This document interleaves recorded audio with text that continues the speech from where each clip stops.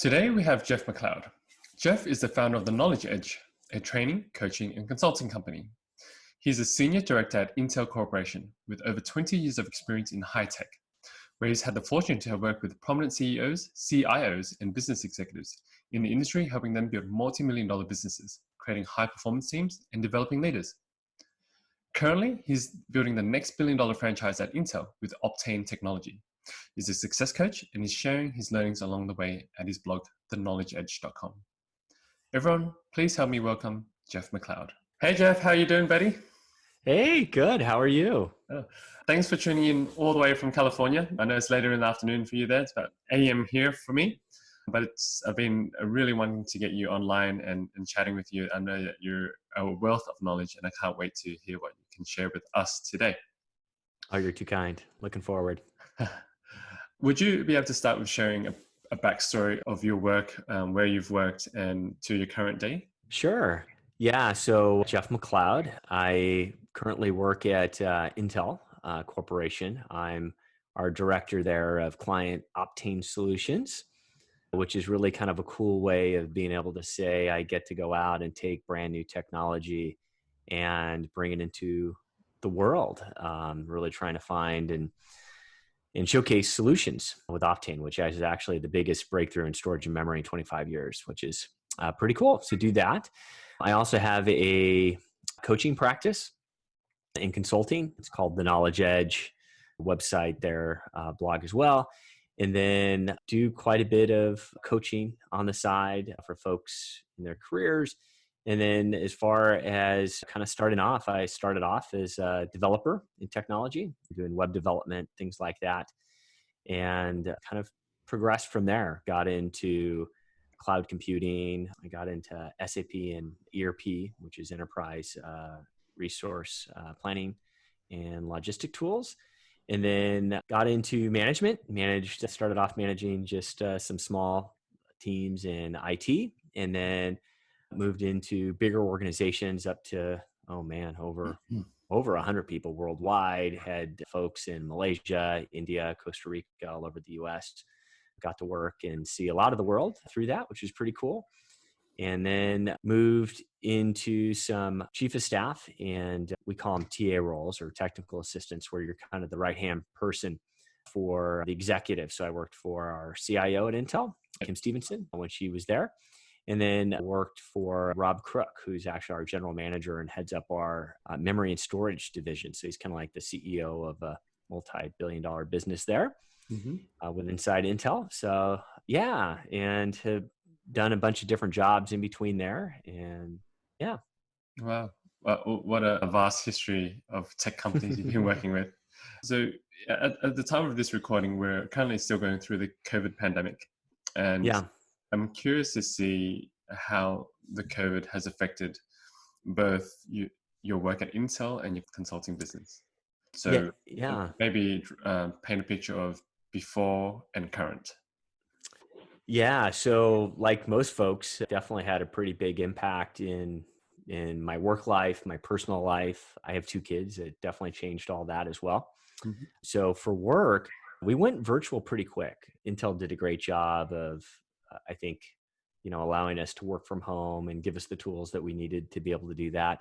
We work in a pretty virtual environment anyway. So, I have customers all over the globe, so routinely have to meet with them. What it changed right away, though, is for my team, we're all in California, and we're a very close-knit team, a lot of collaboration. And so for us, we had to kind of figure out, okay, how do we navigate this, and how do we still want to work as a team and collaborate without, doing things that were maybe not as comfortable, or, making sure that we could still collaborate while at the same time not overburdening the team as well. So one of the things we did is we started kind of like a happy hour. And so we do like a video, kind of like Zoom, like we're doing here. We did it through Skype. And so we just did some Skype video, and it was pretty cool. We did some fun little team builders, some brain teasers, and then we had different folks on the team kind of share something personal, whether it was a musical instrument that they played, and then they actually get on the video and they played the musical instrument.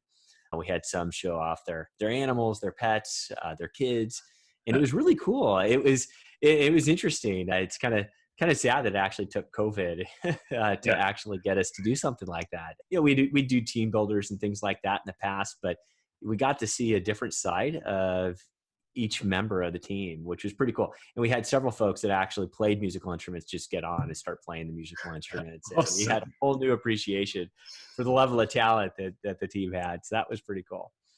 And then personally, it's just been trying to balance, work, life, 2 kids and all that. I've got my coaching business, my blog, and managing all that. So that was a little bit unique. And it's pretty impressive to see how resilient kids are. So my kids, I have one in high school and one in middle school. And it was just really impressive to see how quickly they were able to move from being inside of school to online so quickly. And the other little interesting tidbit that I learned from them too is, my gosh, they're finishing up school so fast now. In fact, because they're not held back by, maybe the teacher having to teach another student, they can just go at their own pace and they're moving pretty darn quick. In fact, I had to start adding to their curriculum. So, one of the things I told them is, we're going to use this opportunity to not only have you schooled, but we're going to give you some education too. So they're, they've got a bunch of homework that they get from dad, and everything from art to reading to just, almost some little tidbits around Buddhism and, kind of managing through challenging times, as well as just, I found a book called The Success Principles for Teens. And so there's a bunch of different little tidbits there. And so each night at dinner, we'll go through and they'll share a little tidbit around what they learned from the book. Last week was around, taking 100% responsibility for your life. So that was a pretty cool one. Wow. Telling a teenager to take 100% responsibility for their life. Yeah. Yeah. How did your teenager take that advice?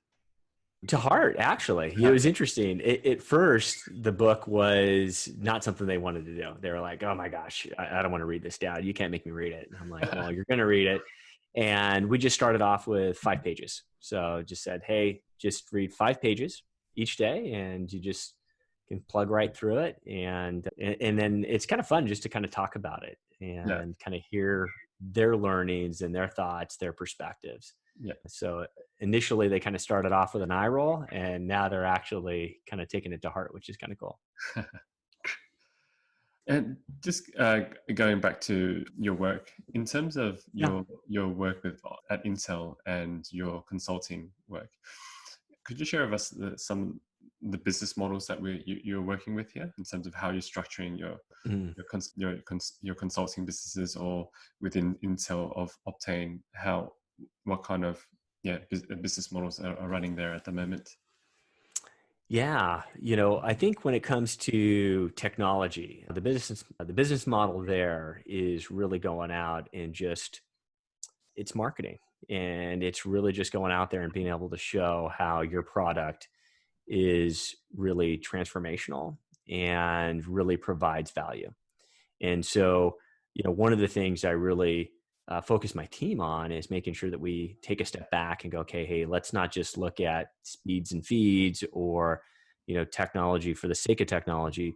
Really, what's the value that Optane can provide, right? So for example, we were working with Best Buy, and they started testing some of the systems that we had with Optane, and we found that, you could have everything from productivity to content creation to gaming just, dramatically improved. And so we started, transforming that from, just these arbitrary concepts to actual showcasing it. So, we did some side-by-side videos. We actually have some side-by-side performance claims where you literally see that, hey, your productivity, whether you're in Outlook, PowerPoint, Word, is, upwards to 2x faster than just a typical, system.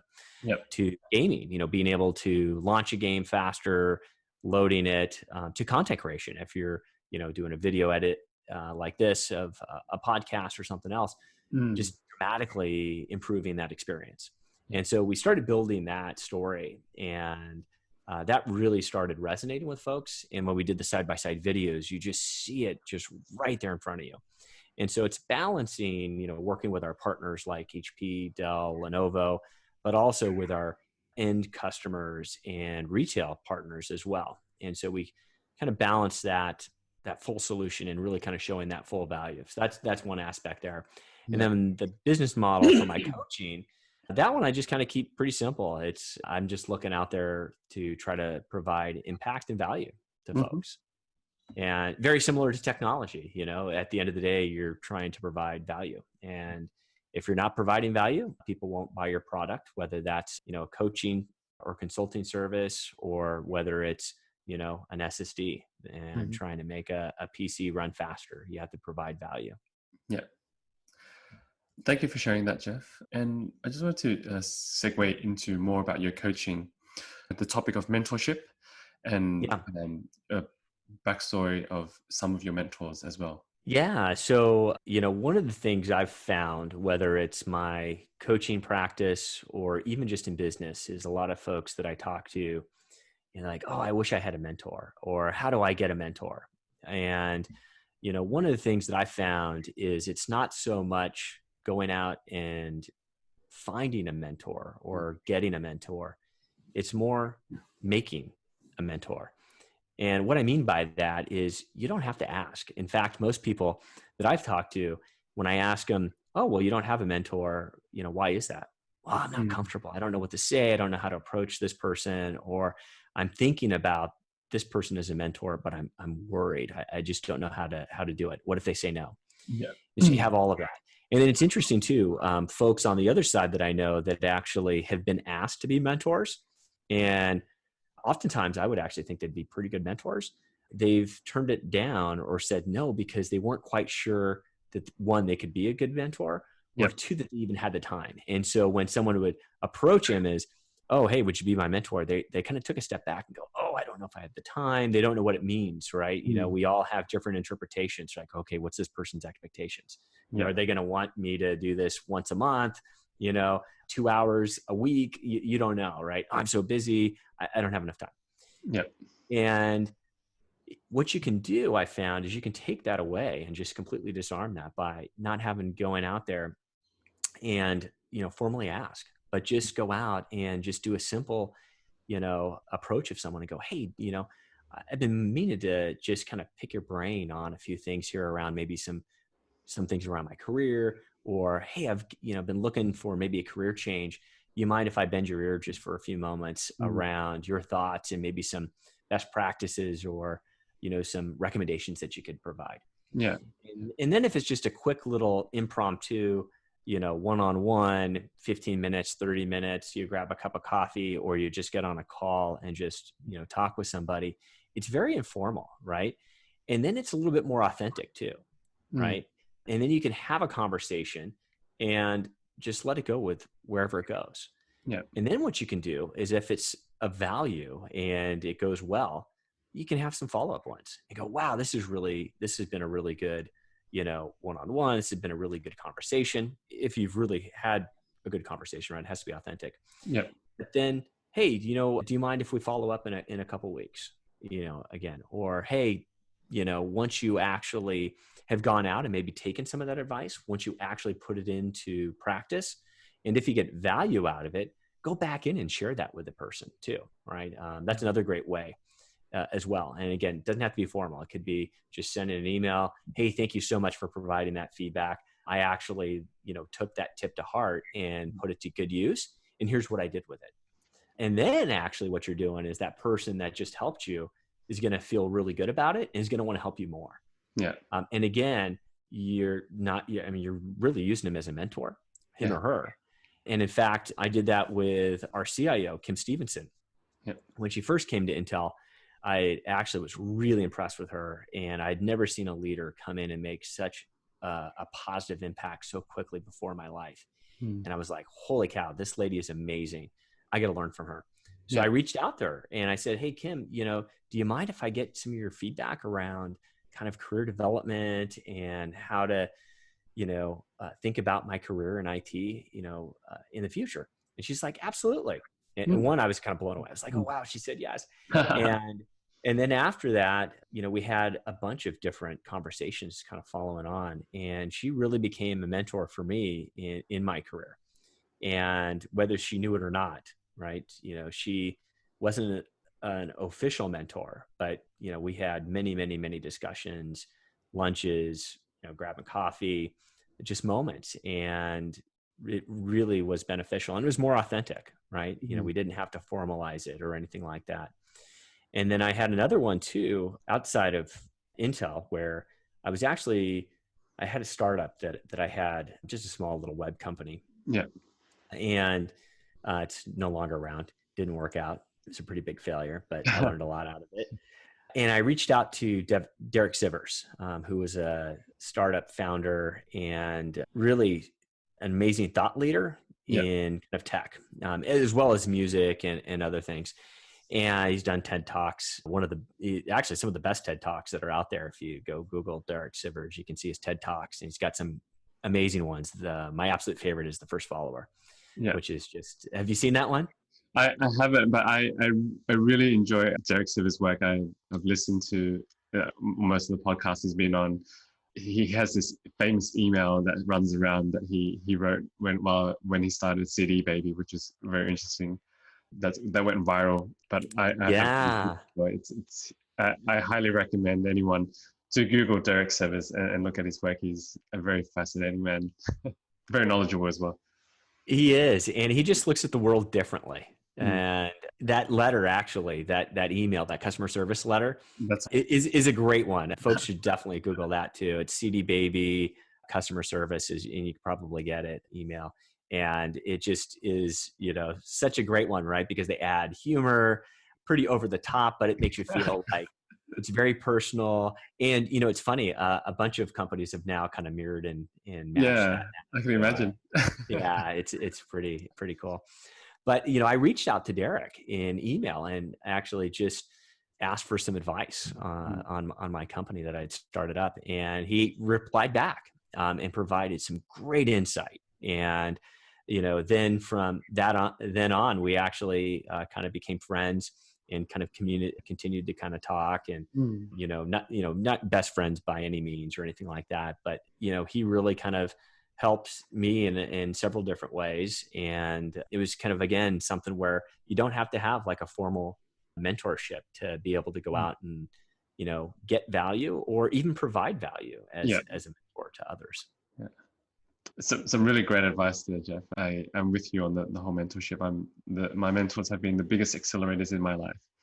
And I've never formally asked them, but I've always asked for advice, and I acted quickly and I share my stories with them, and the process repeats and cycles. And I've done that for others, but it's a beautiful process. It really is, and I think, one of the things that's beneficial too is when folks are kind of thinking about, okay, who are people out there that maybe I want to look towards as being possible mentors, right?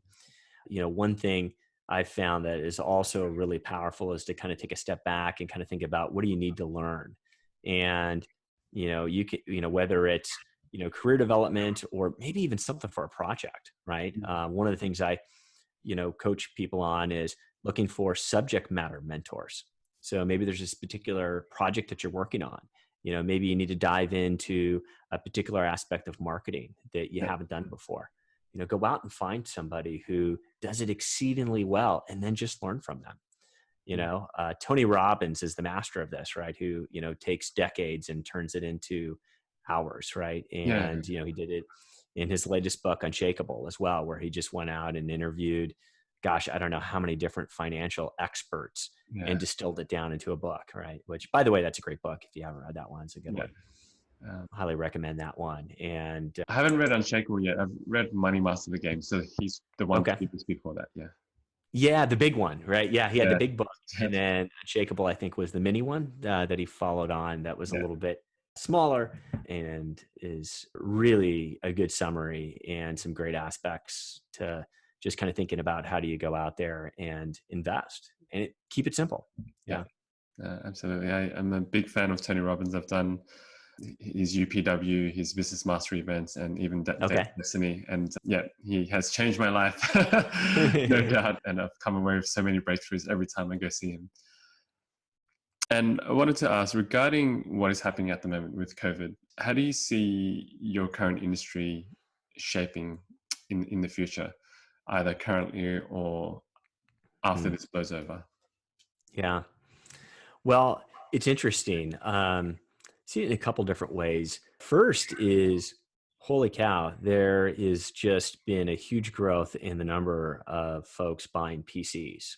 So for Intel, we've really seen an increase in demand just because folks need it for their kids for online schooling. Maybe you had one or two in the household before, and now you need, three or four all at the same time because everybody's, working from home or learning from home. So we've seen that been a big uptick outside of kind of back to school and holiday, which are two big normal cycles. We're seeing Yeah. the COVID cycle right now. Hmm. And then I think the other thing is, part of it is, we've seen how do we just work better together in an online world. So I think that's definitely changed, and sped things up. And then I think if we look at what's going on just in the greater microcosm of the world, you see everything's just being accelerated online. And a lot of stuff that we'd already been doing, whether it was online courses, working from home, online health, right? Now if you need to see the doctor, you do it online. My son needed to go visit the doctor, and we did it all online with our cameras. And we were able to do it. It was amazing, right? And, it worked really, really well. To online education, you see, kids, instantly just moving to online, or near instantly moving to online education, and it working. So it's all there. And, to a Zoom meeting like this. Yeah. So more and more, I think it's just accelerating that to, buying more goods online, more services online. I think it's just accelerating that. I think the other thing longer term that's going to be kind of interesting too is removing single points of failure, whether it's single points of failure in your supply chain to single points of failure in, kind of the way your operations for your business is ran. Everybody out of this is going to have their kind of COVID, disaster recovery plan, right? I think back to 9/11, and you had in IT and even in business in general, you had a lot of people come up with their disaster recovery plans. Yeah. And, now you're going to have folks starting to have their, COVID, recovery plans, right? Your pandemic plans, right? Your infrastructure plans. What if something really bad were to happen? How could you still function, right? To, I think, companies looking at, okay, how do I diversify my supply chain as well? We saw this when there was floods in Thailand in the hard drive business, where a lot of the hard drive vendors were out of Thailand. And when they had the huge floods there, they weren't able to get, their products out the door because so many of those hard drive providers were out of the geo. So I do expect, more folks are going to go out there and try to figure out, okay, how do I diversify my supply chain? Yep. And, be able to ensure that, if something like this were to happen again, I can just cut over, or I've got some of that resilience built into the system, that redundancy built into the system to keep going. Yeah, I think through conversations with friends and people in the industry, I feel like a lot of people are starting to, or thinking of building supply chains within the country, so that because of what's happened, the supply chain, if it's coming from overseas, has been disrupted quite heavily. So they're all trying to figure out how to avoid this issue and just have everything done domestically. Yeah. It's almost like, when you think about the internet too, right? If you have one central office go down, right. Or your data plan, right, for your phone, or even your electrical grid, there's that redundancy that's built in to place for those key business operations. And so I think we'll just get that built over time, right? It doesn't happen overnight. You'll just have more and more of that, because, pandemics, very real. I think a lot of us would kind of hear about it. We've had some scares in the past, this being one of the biggest, right? If not the biggest of our time, definitely the biggest of our time. Definitely. Yeah. Really kind of a wake up call for a lot of the stuff that, Bill Gates and others have talked about for a while. Mm. It's oftentimes not until you really have a shock to the system, something that hits you in the pocketbook, something that really kind of hits you directly, Mm. that people stand up and take notice. Mm. And then now we're going to have countries, we'll have people, we'll have countries, or we'll have businesses that all now look at the situation a little bit differently. And I think we'll all come out of it stronger in the long run, right? Yeah. It's amazing how resilient people and companies and countries can really be, Mm. in the face of, of just really, almost cataclysmic change, right? I mean, it's just, wow, you just look at it, you go, wow, how are we going to come through this? And we have a way of adapting, Yeah. right? And, if you look at the successful people in life, it's not, it's not the individuals that are truly successful that, they didn't come to that from an absence of obstacles, right? Mm.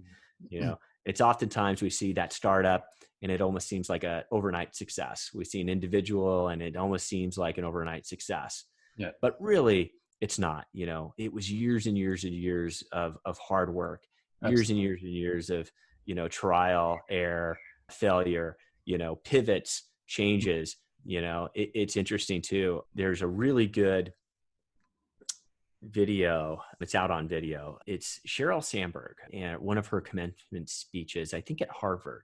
Yeah. And she talks about the career jungle gym. And, it makes me think of, in careers, I often have a lot of times I have people that, I'm either coaching or asking for career advice and and they almost kind of talk to it as kind of an expectation that your career should be straight up Yeah. like this, right? And it's not. And Sheryl Sandberg has just a great metaphor of that jungle gym where sometimes it's up, maybe going down, maybe over. And I know my own career has been that way, right? Yeah. I didn't just wake up and start managing. I didn't just wake up and have, the current role that I had. Mm. It took a path. I even had some instances where, I had big organizations. I had one organization I was running around 65 people worldwide. And I stepped down from that and I took on an individual contributor role, Mm. actually working for our CIO, Kim Stevenson. Yeah. And it was funny when I first took that role, there were several folks that kind of came up to me and go, "Oh, hey, what happened? You're no longer a manager anymore?" Yeah. And they were kind of asking like almost to the point of, "Oh gosh, did you get demoted? Yeah. Is there something going on?" It was like, no, it wasn't a demotion. I saw this really cool opportunity that I wanted to do. I'm learning new things and I was kind of ready for a change. Yeah. I'll get back into management and that's okay. And it was funny, if I hadn't taken that individual contributor role, I wouldn't have built up some skills that have really helped me further on in my career. And at Mm. the time, I didn't know it. At the time, I was worried. It was definitely high risk. Am I going to be able to get into another management role? I did want to get back into management. I wasn't quite sure what was going to happen, Mm. but it's kind of funny how things like that happen. I think at the end of the day, it's, are you growing? Are you learning? Are you moving forward? Yeah. And that's what really matters. Mm. And, there's times where, I went out and tried to get a job and I didn't get it. Mm. And, turned out that in the longer term, bigger picture, it actually worked out pretty well. And I ended up with a better job in the long run. Yeah. It's not that perfect upward trajectory. Yeah. Actually, let's use that as a segue into, do you have a favorite failure? And if you do, what did you learn from it? Yeah, great question. I have many failures. I think the first one that comes to mind was actually interviewing for a job that I didn't get. And there was one that I was interviewing to manage a storage team, and I'd actually had that experience. I thought I was going to get the job, and I didn't. And it was very visible. I was upset. I was hurt. I was embarrassed. I had self-doubt. What does it say about me? What does it say about my skills? Yeah. But what I did is I talked to the folks that actually were part of that interview team, and I just learned from it. I go, okay, what could I learn from this? Mm. And then I took that and put it forward into kind of the next job that I had. And actually, it turned out that following that interview, I actually had another job kind of fall into my lap that I would never have had that opportunity to do if I'd gotten that first job. And it was actually more aligned with where I wanted to go. Yeah. I actually wanted to kind of move more from the infrastructure side of IT. I was running kind of our cloud services, and I wanted to move back over to the application side, Yeah. working with developers and the customers. And so this position allowed me to do that. And it was great. Ended up being a bigger role too. I had over 100 people worldwide, some really kind of cool, unique challenges, and it was one of the best teams I ever managed too. It was just an amazing organization, amazing people.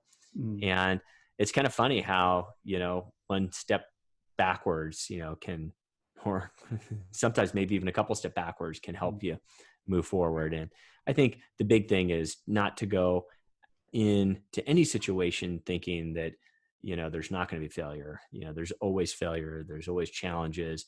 It's trying to dig in through it to find those nuggets. Right. And, there's a story, I think it was might have been in the book, Thanks for the Feedback, which is a great book. I highly recommend it. It's a good book on how to give feedback as well as how to receive feedback. Yeah.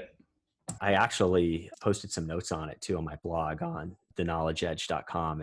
If you ever want to see the Cliff Notes version, I put those out there too. Sure. But it was a really good one. And I think it was that book that had this kid the story of this kid who, it's his birthday, and he goes outside and there's this pile of horse poop.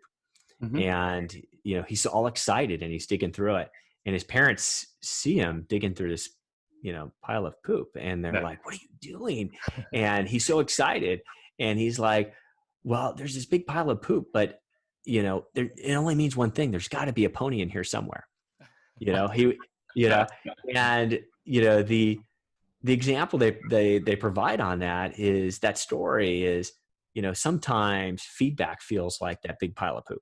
It's smelly, it's bad, you don't like it, but there's a nugget in there. And so, sometimes you got to kind of sift through all that to find the nugget of feedback that's going to help you grow. Yeah. And we can think about that. Some of the best feedback you get hurts, right? Might be a little painful, might be a tough pill to swallow. But if you can take a step back and just look at it and go, okay, hey, what can I learn from this? Yeah. There's oftentimes something to learn there. Sometimes there's just not, right? Sometimes you just get bad feedback too, right? So it's good for you to recognize when it's bad feedback, but it's also good to kind of take a step back and go, okay, let me separate from my ego. Is this just hurting me because I don't like this? Or is there really something I can learn from? Yeah. Wow. I've just taken a bunch of notes there. I'm going to have to start condensing these nuggets that you share and share back with the audience so that they've got things handed onto a plate for them. And another loaded question is, what daily tools or rituals do you use for your well-being and improving your companies? Yeah, I've got a few, and it kind of depends on what I need at the time too. One, I've been doing a lot with kind of this with COVID, and actually with the opportunity that COVID has given me in my mornings. I used to have a commute. I used to have to take my kids to school. Now I've had that open up. Yeah. And so one of the things I've been able to do is be better around practicing my morning routine. And then the other thing I've been doing quite a bit of is keeping a morning gratitude journal. And I just document 3 things I'm grateful for. And I try to vary it. And I also try to challenge myself to think about things that are maybe a little bit different. So for example, there was one day I was grateful for, pain medication. And, I had just, not too long ago, just got some dental work done. Yeah. And I was so grateful for, the pain relief there and Novocaine, just something so simple, right? Where, if you think back, centuries ago, you didn't have any of that. And actually one of the top reasons for death was suicide because of pain. People were in so much pain and they didn't have pain relief that they killed themselves. Yeah. Can you imagine? Yeah. Right. And so something so simple, right? That we just have today. So I try to do, something like that. And, another one I've been grateful for is just the chance to be able to do more cooking. So I love to cook, and being able to work from home has given me an opportunity to cook more. And so I'm trying, my girlfriend and I are kind of doing a thing right now where we call it, we call it the Joe Exotic Very exotic. Yeah, kind of like the Tiger King. Ah, I don't know if you've seen that. The guy no, in it no, is I haven't. exotic. So we try to come in with an exotic menu item. So we're doing that right now to Yeah. kind of keep it fun and all that. So those are some things. I do also try to do for my own team Yeah. as well, is I take gratitude and I try to take a step back and think about, okay, who am I grateful for? What am I grateful for that my team did this week, or a Yeah. member of my team? And we'll do that. Mm. And actually, one of the other things we just instituted just this last year was our own team award. So the team came up with the name. We have the Optane Eggie, Yeah. and we pass it around each week. And then the person who gets that award then gives it to the next person.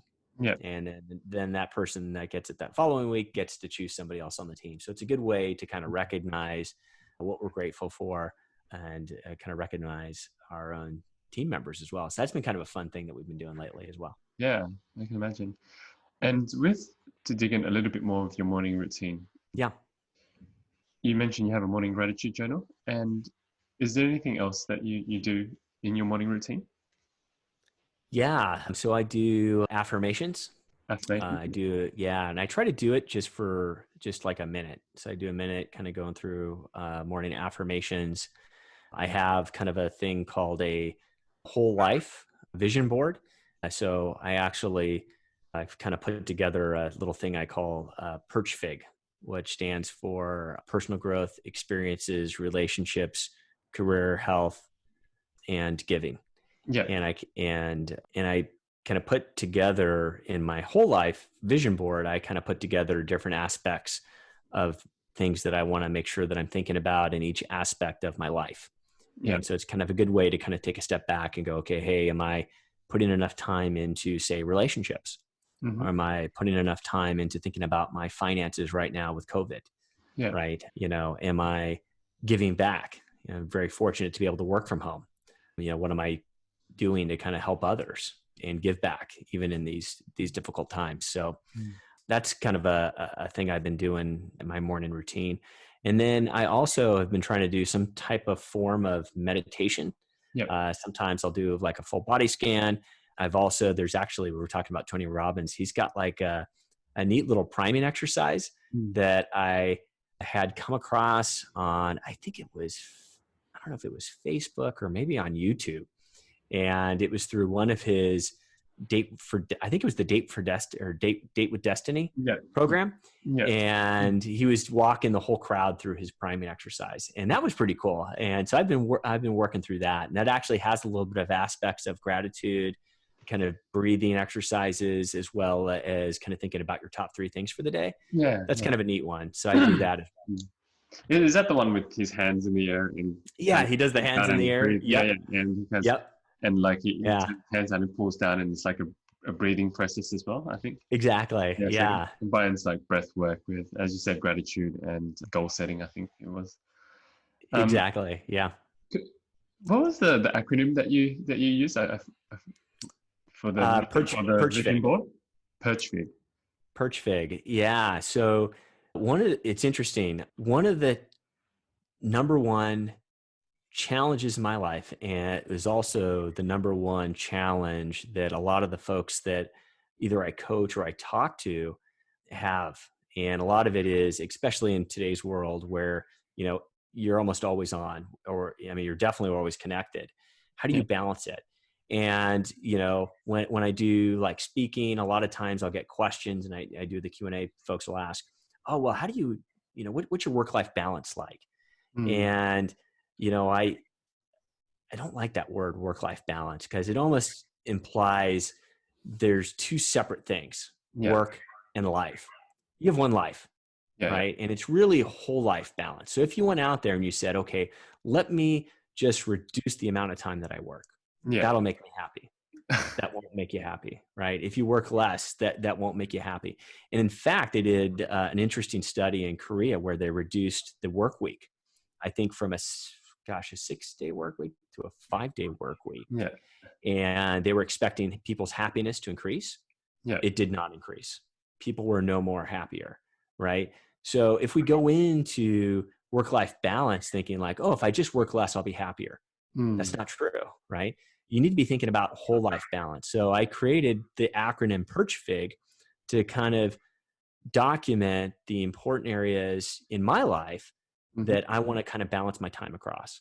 Yeah. And so, right, in life, there's so many different aspects. And by the way, they're all intertwined, right? So personal growth, what am I doing to improve myself, either spiritually, emotionally, mentally, physically, Yeah. right? Experiences, because, there's more than just going out and making money, right? Yeah. And in fact, people that are happy have really good experiences. Yeah. Maybe they're, doing a weekend getaway. Maybe they're, going out and learning how to sail a boat, or maybe they're learning art or a new language. And in fact, there's also a lot of study that's coming out now too around the more that you learn, not only does that help your brain, but it actually makes you happier too. So Mm. getting those new experiences and growth opportunities is really important. The R was relationships, right? Making sure that you're putting the right time into relationships, right? People that, are happy have strong relationships. The folks that are the least happiest, and by the way, they've also are now finding too that, the more strength that you have in your relationships and the more connections you have, actually, the longer your life expectancy is too, which Wow. is really interesting. Yeah. So taking a step back and going, okay, hey, for my friends, my family, my significant other, my kids, am I putting enough time in there? And it's a good way to kind of take a step back and look at that as well, right? Yeah. And then, of course, finances, your health, your career, and then giving, because, I think, more and more is coming out now too, that, folks that give back, whether it's in the form of gratitude or in the form of charity, or, one of the reasons why I do coaching, because, I'm not doing it for money. I mean, a lot of it I do for free, Yeah. right? Yeah, I do charge in many instances, but a lot of it is just, how can I just give back? And it's so rewarding to be able to give back. And, it doesn't have to be just financially. It can be with your time. It can be Mm. with, helping others. Yeah. The contribution piece is a big thing for me as well. Mm. It's one of those things where the more you give, the better you feel at the same time, and it just adds that other element to your life, I feel. It really does, right? And I mean, and it really kind of gets back to being more than just about yourself, right? There's a good book out there by Ryan Holiday called Ego's the Enemy, right? Mm. If you're just focused on yourself, Yeah. if you're just self-absorbed, you're not going to truly be happy. In fact, you're probably going to find a lot of suffering in that, Yeah. right? And there's a level of gratitude that goes with that too, right? When you're giving back, there's a level of gratefulness Mm. and perspective that you get out of it, Mm.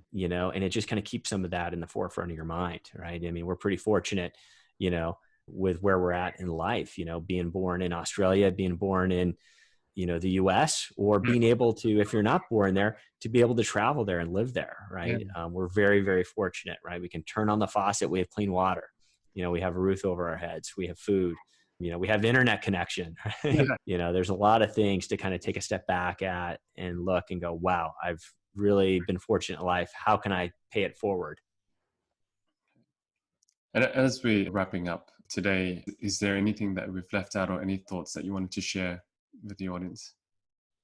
One thing I've been kind of thinking about a lot lately, and I just recorded a video on it actually, just because I was inspired in a conversation that I had with my kids and with some friends, was that COVID is almost like a blank sheet of paper, Mm. right? All of our habits that we've built up over years and years and years, sometimes many months, has all just been reduced to nothing, right? And has just opened up everything.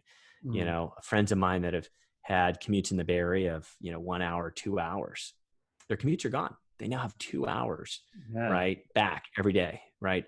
Sometimes maybe even 4 hours, right? If it was the morning in the evening. Mm. Someone else that I know that's been able to now have dinner every night with their kids. They haven't had that chance in the past because they've had to commute. They don't have that anymore. Yeah. Right. And, had a friend who wrote a book with his wife, and it was around a conversation that they had with their kid, who overheard them talking about how normal is gone because of COVID. And the kid's like, who's normal? What's normal? And they're like, oh, wow, yeah, normal is kind of gone. So they wrote a whole book about it, and they've got like over 1,000 downloads worldwide and stuff like that. I had another friend who started a podcast, kind of like you. And then, I kind of rebooted my blog. We talked about that morning routine. So, it's really an opportunity now to kind of take a look at it and go, okay, hey, through this really difficult time, there's also a new opportunity. What new habits do we want to put out there on this blank sheet of paper that we have in front of us now? Wow, so many nuggets, so much wisdom shared with you that you shared with us today, Jeff. I really do appreciate your time. I'm going to go back. I've written so many notes. I've got to condense it all and digest it even for myself. How can people find or learn more about you or your business, Jeff? Yeah, the easiest way is probably my blog. It's just www.theknowledgeedge.com. So you can find me there, post my thoughts, and feel free to connect there too. You can get in touch with me. I'm on Facebook, just Jeff McLeod 007 is where you can find me on Facebook. I'm on Twitter at Jeff McLeod. It's MCLEOD. And then, those are probably the easiest places to find me. Great. And we shall take your advice. If you guys are interested in Jeff's work, philosophies, ideas, shoot him an email and ask for advice, and then execute and then ask for more advice. Absolutely. Yeah. We're happy to share it and help any way I can. Thank you so much for your time today, Jeff. I really do You're appreciate welcome. it. Thank you so You're much. welcome. Man. Thank you. All right. Talk to you soon. Bye. Bye-bye. Take care. Thanks for tuning in, everyone. I hope you enjoyed the show. All the links to the show notes will be available at kevinleesocial.com, spelled KEVINLY. Conversely, if you have any interviews that you'd love to recommend, please send it over to kevinleesocial@gmail.com. I'd love to connect. Thank you. Until the next episode.